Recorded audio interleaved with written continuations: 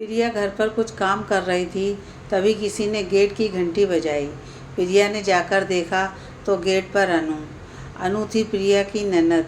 अनु और प्रिया एक दूसरे को देखकर काफ़ी खुश हुए थे।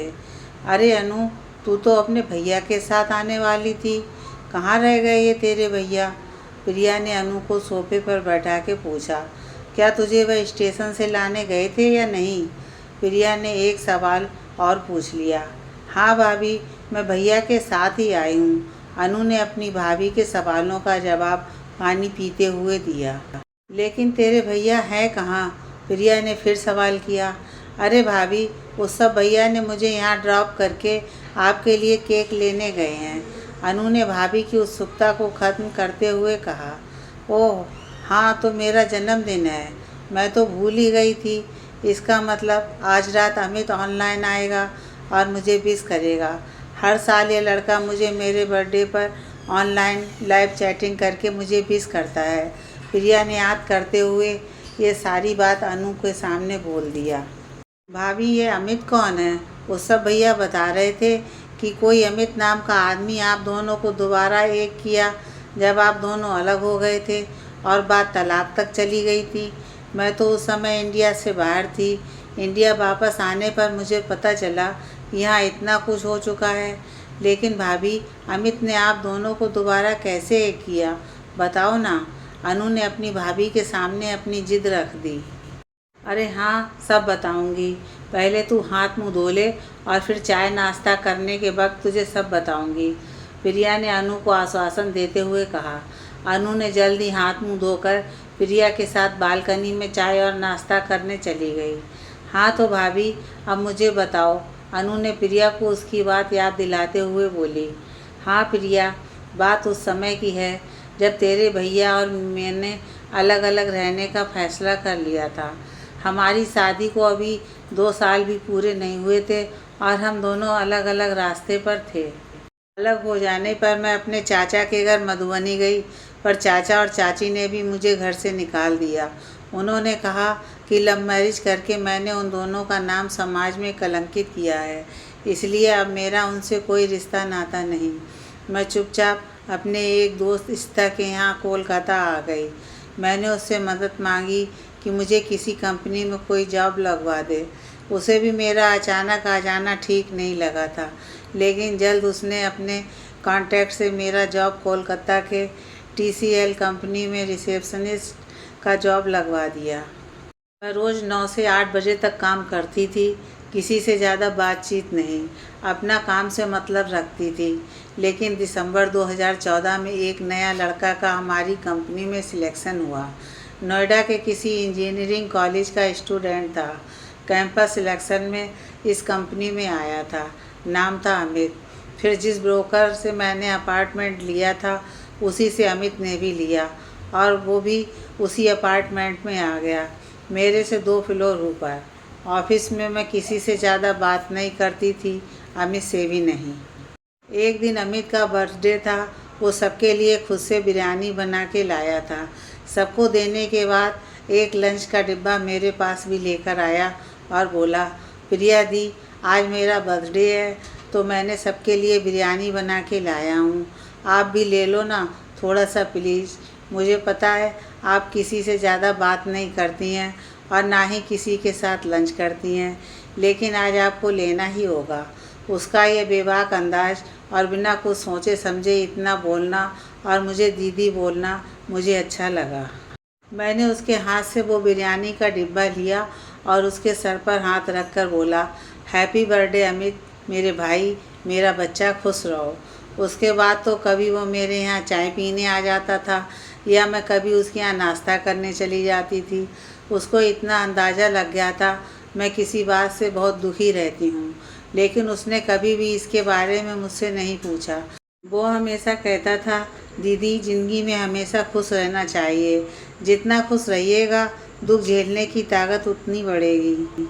उसने धीरे धीरे मुझे कंप्यूटर और इंटरनेट की सभी जानकारी बताया कि कैसे ये सब काम होते हैं। ऐसे करते करते पता ही नहीं चला कि कब 8 महीने गुजर चुके थे। एक दिन एक फ़ोन आया जमशेदपुर से। उस सब के किसी दोस्त का फ़ोन था। फ़ोन पर खबर सुनकर मैं डर गई। मैं जल्द से अमित के पास गई। मैंने उसे फ़ोन के बारे में कुछ नहीं बताया, उससे केवल कुछ पैसे मांगे। उसने बिना कोई सवाल किए तुरंत मुझे पैसे दे दिए और जल्दी से तैयार होकर मुझे हावड़ा स्टेशन छोड़ने आया और बोला, दीदी वहाँ पहुँच के एक फ़ोन कर देना मुझको।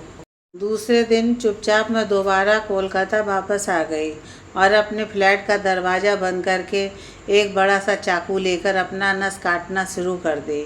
मैं बस रोए जा रही थी और अपना नस काटे जा रही थी। शायद अमित उस समय ऑफिस गया था। जब मेरी आँख खुली तो मैंने अपने आप को एक हॉस्पिटल में पाया।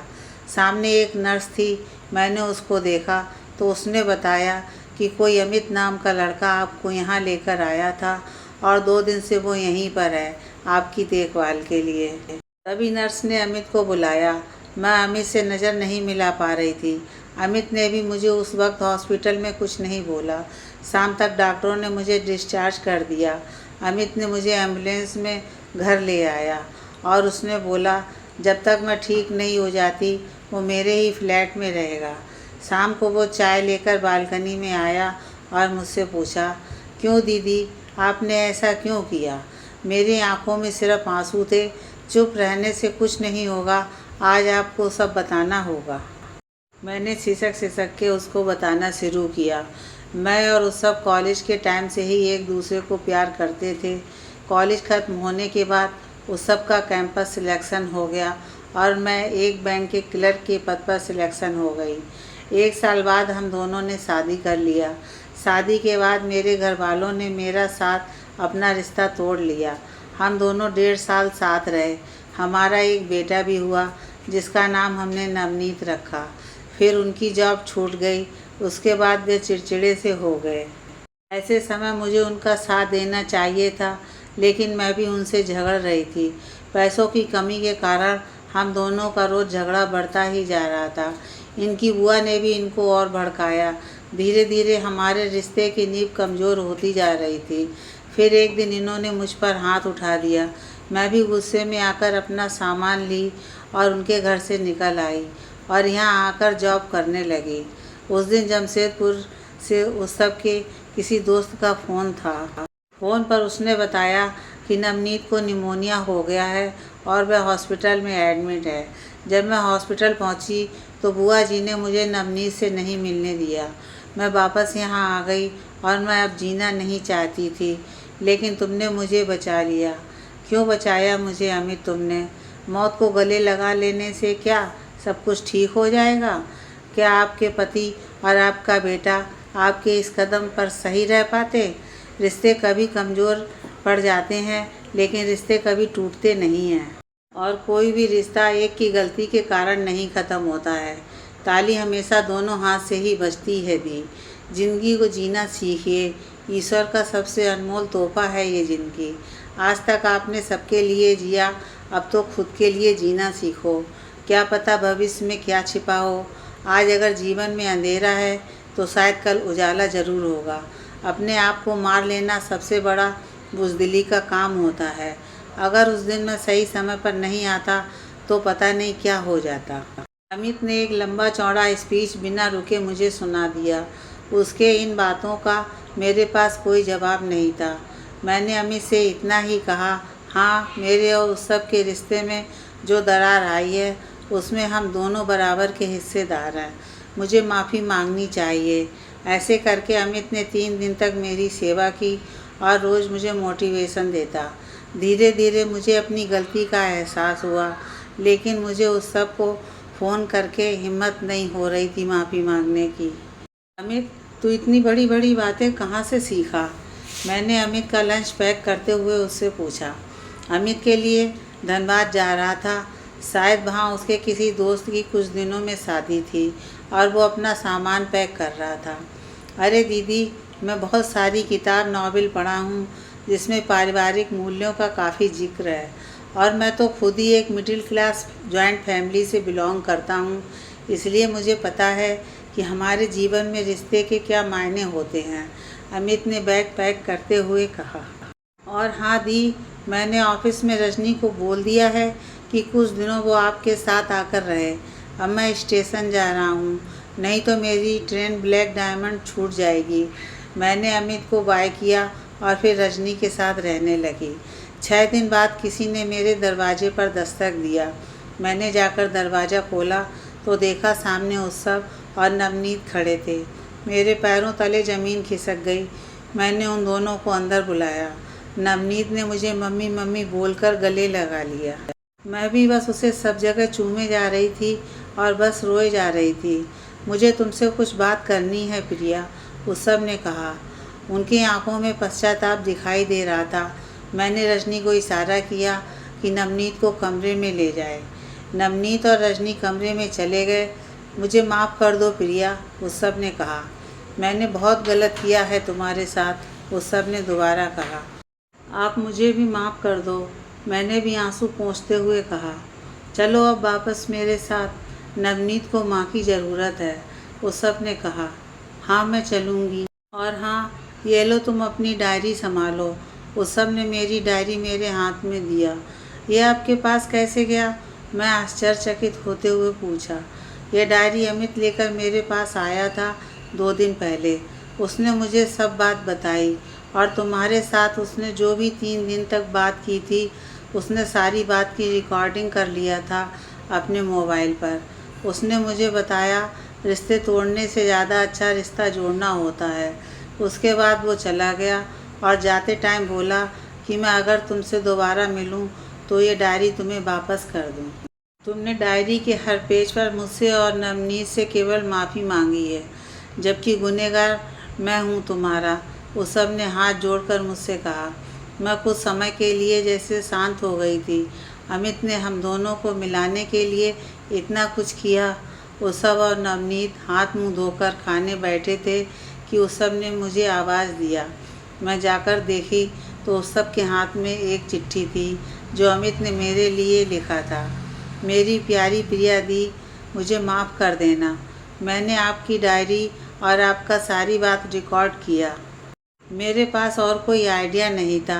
आपने मुझसे पूछा था ना कि मैं इतनी बड़ी बड़ी बातें कैसे कर लेता हूँ। जानती हैं, मेरी अपनी बहन का नाम अभिलाषा था। उसके पति ने उसे तलाक दे दिया था, जिससे वो मानसिक तौर पर वो पागल हो चुकी थी। जब वो वापस अपने घर आई तो घर में भी बंटवारा हो चुका था। इस घटना से उसे और सदमा लगा। वो ट्रेन के नीचे आकर अपना जान दे दी। 3 टुकड़ों में उसका डेड बॉडी घर आया था। मैं उस वक्त बहुत छोटा था, इसलिए कुछ नहीं कर सका उस वक्त। मैं अपनी अभिलाषा दीदी को बहुत प्यार करता था, पर जिस दिन आपने भी वही कदम उठाया तो मैंने मन में ठान लिया था एक और बहन को अभिलाषा नहीं बनने दूंगा। और हाँ, मेरा ट्रांसफ़र बेंगलोर हो चुका है। मैं यहीं धनबाद से बेंगलोर चला जाऊंगा। जब आपको ये चिट्ठी मिलेगी तब तक आपकी ज़िंदगी में दोबारा खुशी आ चुकी होगी। आपका प्यारा बच्चा अमित। वाह भाभी, अमित तो बहुत अच्छा लड़का है, अनु ने कहा। तभी लैपटॉप पर एक मैसेज का नोटिफिकेशन आया। Amit Kumar is available on Skype. Happy birthday दीदी, अमित ने टाइप किया। थैंक्स मेरा बच्चा, मैंने टाइप किया। मैं दोबारा माँ बनी हूँ, मुझे एक बेटी हुई है। मैंने टाइप करके अमित को जानकारी दी। कांग्रेट्स दी, क्यूटी पाई का नाम क्या रखा है आपने? अमित ने पूछा। अगले हफ्ते रविवार को उसका नामकरण होगा और तुमको किसी भी हाल में यहाँ आना ही होगा, मैंने टाइप किया। ठीक है, मैं आ जाऊँगा, लेकिन उसका नाम क्या सोचा है आप सबने? अमित ने टाइप किया। मैंने और तेरे उत्सव जीजा ने इसका नाम अभिलाषा रखने का सोचा है, मैंने टाइप किया। तब तक अमित ऑफलाइन हो चुका था।